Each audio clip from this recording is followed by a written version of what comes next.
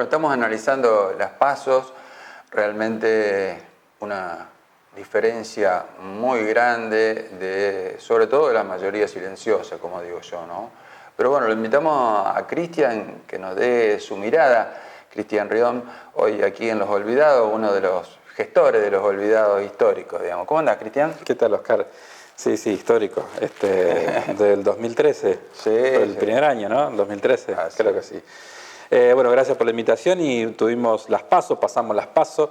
Y si bien es cierto, en octubre son las elecciones presidenciales, esta elección que pasamos servía para definir internas, que en realidad y en definitiva no las hubo, pero fue una gran encuesta nacional que seguramente será confirmada en octubre. Se especulaba con 3-4 puntos, los encuestadores habían más o menos estado en esos números a favor de Alberto Fernández. Mucho dibujo, ¿no? Sí, yo creo que hubo mucho dibujo. Poca encuesta real y mucho dibujo, mucha encuesta paga. Bueno, claro, sabemos que casi siempre es así, o la mayoría de las encuestas son pagas. Y bueno, supongo que debe ser difícil darle un disgusto al que le paga, ¿no? Pero digo, estuvieron realmente, hay que poner, y hace años ya que vienen errando bastante feo en las elecciones. Y decía, se suponía que había entre 3 y 5 puntos de diferencia para Alberto Fernández, para la fórmula Fernández sobre Macri, y realmente, bueno, fue muchísimo más. Estamos hablando de 15 puntos. Y en el caso de Provincia de Buenos Aires, que es uno de los distritos, bueno, el distrito más importante, fue el electoralmente hubo una diferencia. Se tomó la decisión a través de la definición. Claro. Exactamente, y en favor de Kicillof de 17 puntos. Realmente, no sé, no he visto los números de otras elecciones. En otras provincias del norte hubo. No, digo de otras elecciones de otros años, ¿no? Y pero creo que es histórico. Buenos Aires es histórico, sí. Es histórico, así que veremos. Yo creo que van a estar en estos números aproximados en octubre, no creo que cambie demasiado la cuestión. Tampoco hubo terceras posiciones que pudieron haber terciado, digamos, y que hoy, si se vuelca para un lado o para el otro, podría definir la cosa, ¿no? Digo, La Baña, que era el tercero en discordia, sacó un 8% de los votos, por lo tanto es muy bajo, es más bajo de lo que se esperaba. Se polarizó muchísimo la elección, incluso en una instancia que no es definitiva como las PASO, porque a veces el electorado, la gente, aprovecha las PASO como para votar al quien sabe que no va a ganar, pero que está más cerca de su cuestión ideológica o de su pensamiento. O sus intereses. O sus intereses. Y después utiliza instancias como las que vienen en octubre para definir un voto más útil, digamos. Pero no ocurrió esto. Creo que la gente definitivamente quiso terminar con el gobierno de Mauricio Macri. Digo terminar, por supuesto, terminará en diciembre, pero digo, darle un final a cortar esta historia de esta política económica neoliberal. Realmente fue muy claro, porque aparte más del 70% o el 70% alrededor que votó en contra de la política de Macri. Y realmente la reacción de Macri fue muy real, ¿no? Yo lo digo en alguna parte, pero realmente se mostró la cara de los beneficios de su impunidad, ¿no? Cómo se los ve cortados. Sí, yo digo que un gobierno que llega a las elecciones sin argumentos, incluso creo que una de las palabras que utilizó Macri es votenme a mí sin entrar en demasiadas consideraciones racionales, no sé, dijo algo así como sin dar demasiadas explicaciones, ¿no? Hagan un patrón.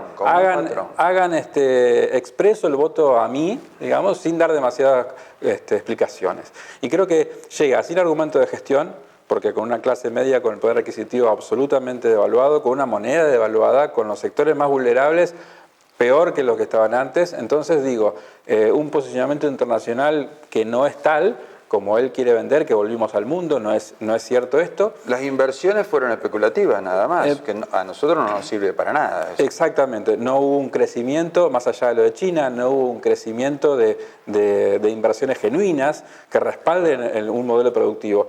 Absolutamente alejado de todo. Entonces, no tiene argumentos, tampoco tuvo argumentos ficticios de campaña como había sido antes. Solamente pudo mostrar el odio, ¿no? El odio hacia el otro. Fue la herramienta más importante que manejaron algunos medios de comunicación. Y el miedo, ¿no? Apelar al odio y al miedo, ¿no? Al descontento que tenía sobre todo la clase media argentina con los hechos de corrupción, que algunos habrán sucedido y otros habrán sido ficticios, pero bueno, eso lo determinará la justicia, pero apelaron a eso, ¿no? Y creo que no es suficiente. La gente, y como se decía muchas veces, no vaya a votar y mire la heladera, ¿no? Yo creo que la realidad tapa cualquier otro tipo de cuestión, ¿no?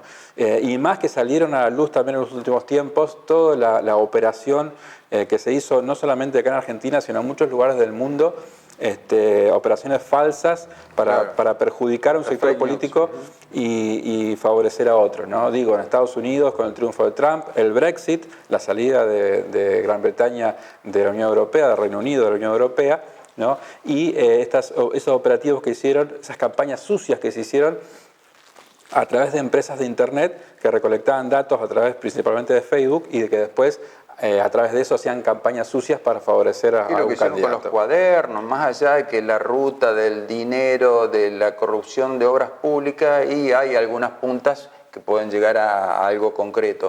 Pero en realidad todo el aparato que se armó, los empresarios que denunciaron que fueron apretados para incriminar a Cristina Kirchner, bueno, eso también mostró una cara de falsedad también, no sé si de toda la información, pero de gran parte, ¿no? Te recomiendo a vos, no sé si lo has visto, y le recomiendo a la gente que pueda mirar un documental en Netflix que se llama Nada es privado, ¿no? Y que habla de estas campañas que se han hecho a nivel mundial y que favorecieron a determinados grupos políticos, incluso se menciona en la Argentina. Se menciona la campaña que se hizo en Estados Unidos en contra de Hillary Clinton, acusándola de corrupta, y que el eslogan era saquemos a la corrupta del gobierno, claro, o evitemos que la corrupta de Hillary Clinton esté en el gobierno de Estados Unidos. Algo bastante similar a lo que se hizo en Argentina con Cristina Fernández, ¿no? Más allá, repito, de todo el proceso judicial que se debe hacer y que esperemos que se eche luz y que si alguien tiene que ir preso, por supuesto, vaya preso. Bueno, ¿y cómo ves este camino hasta octubre? Difícil, espero que no sea con más extorsión, porque lo del lunes negro que tuvimos con esa mega devaluación... Una extorsión de los mercados. Estamos del mercado y del poder político, porque evidentemente ese lunes negro el gobierno no hizo absolutamente nada para frenar esa corrida. Claro. Entonces, eso es extorsionar, porque después el mensaje del presidente es, si ustedes votan esta opción, esto es lo que va a pasar. La culpa es de ustedes. La culpa es del votante, más allá de que al día siguiente se retractó y que pidió perdón porque estaba dormido, una cuestión insólita prácticamente de que un presidente... Nadie le puede creer nada, diga, por más que lo voten porque a algunos le conviene y porque otros odian a los sectores populares. Pero exactamente, pero es insólito que un presidente diga que pidió disculpas porque hizo una cadena nacional y estaba dormido, o estaba enojado. La verdad que es lamentable. Por lo tanto, yo creo que va a ser, si no existe eso, bueno, yo creo que tiene que haber... Hay un modelo, en Santa Fe se está viviendo una transición entre el Frente Progresista y el Partido Justicialista y creo que está transitando por caminos realmente republicanos y democráticos, donde hay reuniones periódicas entre los equipos de Perotti con los equipos de Miguel Lifschitz, donde se abrieron los números, se están mostrando los números reales de la provincia de Santa Fe. Y creo que no hay ningún tipo de quejas, se está transitando con absoluta normalidad y ojalá pueda replicarse ese modelo en la nación, ¿no? Ojalá los equipos de Macri, veo tu cara, Oscar, y realmente descrees de esto. Yo también, pero digo, es una... No te creo nada. Como claro, espero que esto se pueda replicar, así, bueno, que se puedan sentar y se puedan conocer el estado real de la situación para que el equipo de Alberto Fernández pueda asumir en diciembre con una cabal conocimiento de la cuestión. Ahora, la pregunta, digo, no hay respuestas a esto, pero a partir de diciembre vamos a tener las respuestas de a poco. ¿Cómo va a ser el gobierno de Alberto Fernández? También es una cuestión que no sabemos. Tenemos presunción, ¿no?, de que va a estar basado en el consumo interno, que va a estar basado en el desarrollo de la industria nacional. Pero por ahora eso es la presunción. Todavía no hay detalles de la política económica, todavía no hay nombres. ¿Y cómo se va a parar ante el Fondo Monetario Internacional? Es cierto, no podemos defaultear, digamos, tampoco pueden sentarse y en el Congreso, como hizo Rodríguez Sá, a decir no le vamos a pagar a nadie. Así que seguramente en los próximos meses se van a ir conociendo algunos detalles más. Ya damos casi por hecho el triunfo de Alberto Fernández en las elecciones de octubre, pero bueno, tenemos que pasar por esa instancia. Hay que pasarlo, sí. La gente tiene que ratificar la confianza. Exactamente. Gracias. Gracias, Oscar. Cristian. Gracias, Oscar.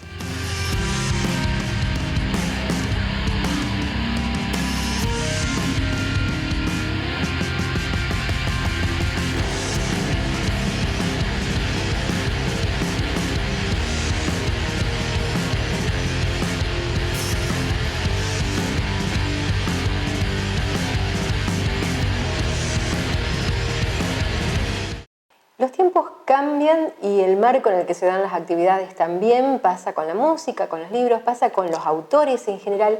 Y nos preguntábamos cómo están viviendo, cómo pueden vivir los autores, los derechos de autor en esta época en que Internet es la gran vía de comunicación. Y por eso invitamos al abogado Rodrigo González, que es nuestro especialista en todos estos temas. Muchas gracias. Rodrigo. ¿Cómo estás? Bien, muy bien. Es así, ¿no? Ahora lo que no está en Internet no existe. Todos entonces necesitan darse a conocer y expresarse por allí. Pero ¿cómo defendemos los derechos en ese ámbito? Venimos con una novedad, esta vez recién salida del horno. Es una norma europea, pero que va a tener, o puede llegar a tener incidencia en todo el mundo. Es la directiva sobre derecho de autor y derechos afines en el mercado único digital. Esto es parte de una evolución legislativa que empezó en el año 96 con los tratados OMPI, que incorporaron la cuestión digital al derecho de autor y a los derechos conexos, pasando por la ley estadounidense, la Digital Millennium Copyright Act, que también incorpora esos preceptos, y luego dos directivas de 2000 y 2001 europeas, una sobre comercio electrónico y otra sobre derechos de autor y derechos conexos en la sociedad de la información. La pregunta es, ¿por qué hablamos de esto si estamos en Argentina, en Santa Fe, y no es nuestra legislación? Yo creo que es muy importante porque puede ofrecer herramientas que pueden usar nuestros artistas en la explotación de sus obras en Internet. ¿Qué herramientas son? Bueno, en primer lugar hay que hacer un análisis un poco, hay que tomarlo con pinzas, porque no sabemos cómo se va a traspolar, cómo se va a empezar a legislar en cada legislación europea. Claro, porque desde ya el derecho de autor es diferente en Argentina que en Estados Unidos con el tema del copyright y con el tema del... Y en Europa esa directiva tiene que ser adaptada a cada legislación. Claro. En conclusión, ¿qué puede incorporar esta directiva, esta nueva norma? Primero, modificar la responsabilidad. Antes, los proveedores de servicios, la comunicación en Internet, las grandes plataformas, tenían que ser interpeladas ante una infracción sobre derechos de autor o sobre derechos conexos y luego dar de baja ese contenido. Ahora se invierte este rol y se establece el principio de autorización previa. En caso de que no se pueda gestionar esa autorización, ahí sí se podría excluir la responsabilidad. Pero en principio la directiva trae la licencia y la autorización como primera medida, es preventiva. Y una cuestión muy importante, el tema de la remuneración adecuada y proporcionada que deben tener los autores y los intérpretes en el entorno digital y fundamentalmente los principios de adaptación de los contratos. Es decir, poder modificar los contratos cuando hay una diferencia en perjuicio de los artistas o poder revocarlos cuando se puede probar que no se explotan las obras. Es decir, cuestiones de exclusividad, cuestiones de cesiones de derechos, muy importante. Rodrigo, ahora la mayoría de los músicos al menos deciden sacar sus producciones en formato digital, casi de manera exclusiva, sin el formato físico. Yo me acuerdo que vos siempre insistías en la importancia del formato físico, al menos en lo que tiene que ver con el recibir los beneficios de esa difusión. Y bueno, utilizar, por ejemplo, una plataforma como Spotify o como YouTube. ¿En qué beneficia hoy la existencia de estas normas y su posible adaptación al marco argentino? ¿Tienen más asegurado cobrar algo o con menos cantidad de reproducciones, por ejemplo? Es muy pronto para contestar esa pregunta, pero podría beneficiar o no, de acuerdo a cómo hay un proceso de 2 años que tienen los países europeos para poder adaptar esto. Y hay que ver cómo esto repercute en Latinoamérica. Fundamentalmente en Argentina, en donde nuestra legislación es del año 33 en materia de propiedad intelectual. Pero yo creo que esto va a influir en el rol de las entidades de gestión colectiva. Puede ser que cambie la mirada de la gestión colectiva a partir de esto y hay que ver cómo cuáles son las consecuencias prácticas de esto. ¿Vos decís que influiría sí, en ADI, en SADAIC? Yo entiendo que va a influir en el entorno digital y hay posibilidades de que influya en la forma en la que los artistas, junto con las entidades, van a negociar los contratos de explotación de las obras. Sobre todo porque, por ejemplo, hay un principio que establece que tiene que haber comunicación sobre liquidaciones, sobre los usos, con las plataformas digitales, que hoy es complicado, porque un artista realmente en muchos casos no sabe... ¿Cómo lo puedes controlar? Claro. Sí. Bueno, hay un deber de información, de transparencia, dice la directiva, que hay que ver cómo se aplica. Bien. Seguramente nos vamos a volver a encontrar porque esto da tela para cortar, pero por el momento le seguimos diciendo a los músicos que saquen en formato físico. ¿O no? ¿O ya eso vamos...? Las entidades comenzaron a adaptarse en esta cuestión, pero todavía sigue siendo el principio del soporte analógico la forma más efectiva de poder ejercer todos los derechos de autor y derechos conexos. Por ahora sigue con algunas adaptaciones, sigue siendo ese el principio. Bien. Ya vamos a seguir hablando sobre la digitalidad porque es lo que se viene. Sí. Muchísimas gracias por la visita. No, por favor.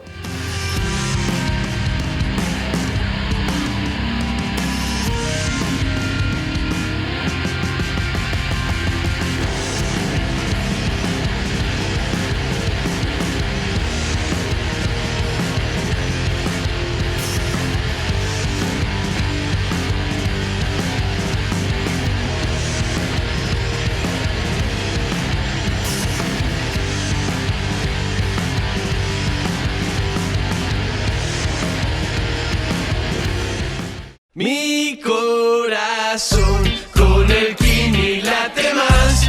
Dale, prendete. Vos también hacete fanático al ritmo del Kini 6 y vení a festejar todas las semanas.